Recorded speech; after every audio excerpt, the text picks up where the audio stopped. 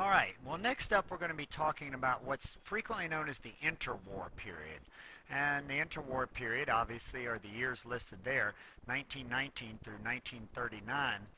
The interwar period is the, the build up, if you will, to World War II. Now, interestingly enough, some historians think of World War II as almost a continuation of World War I.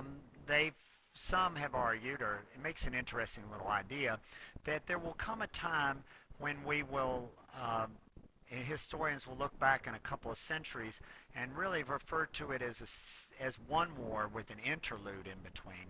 Sort of like we do with the Hundred Years' War or the 30 Years' War, which were really a series of shorter wars.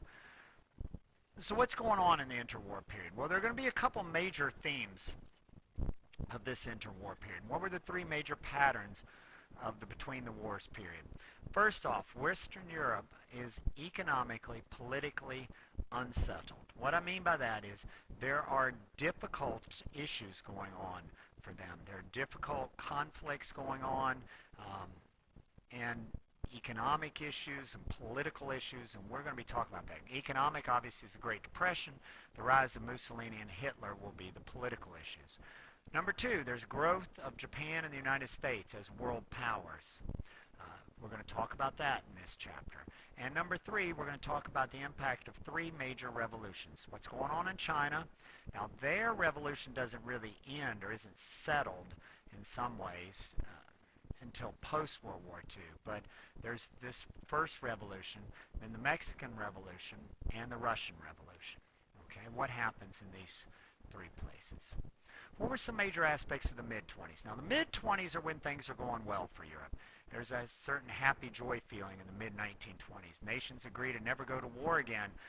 It's a real period of optimism. You got the Kellogg-Briand Pact, and it essentially says that we're going to agree never to go to war. We're just going to take gentlemen at their word on this one.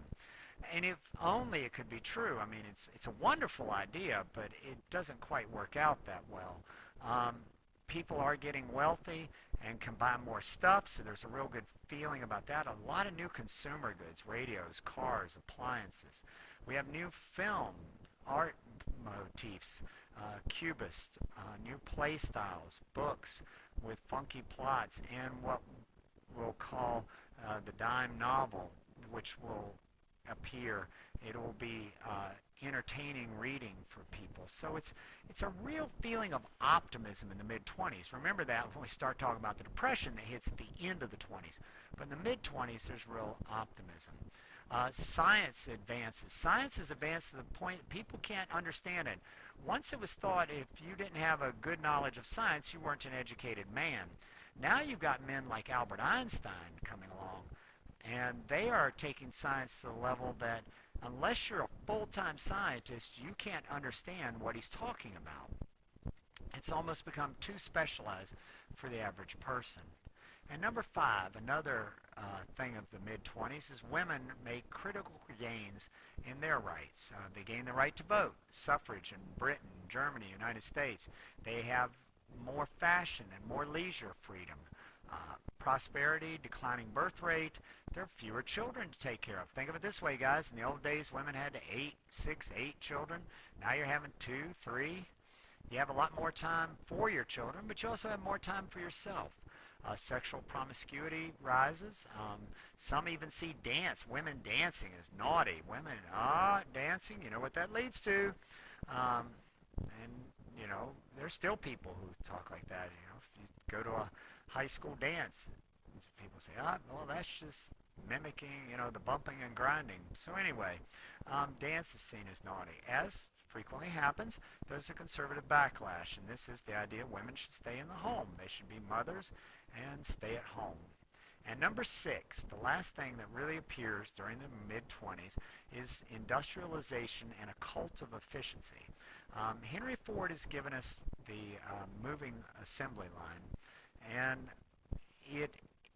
everything seems to be how quickly, cheaply can you do something. And so there's almost a cult of efficiency, a cult meaning people value that more than anything else. Managers organize and discipline the masses. But is everything going great everywhere? No. In Italy, we've got fascism. It begins under a guy by the name of Mussolini. Now, Mussolini establishes a new kind of fascism.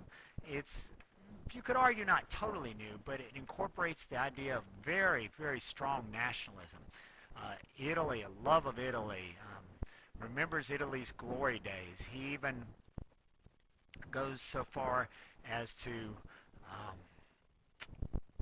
have Italy, as to rebuild a model of Rome in in the government building, so that trying to harken back to the glory days of Rome.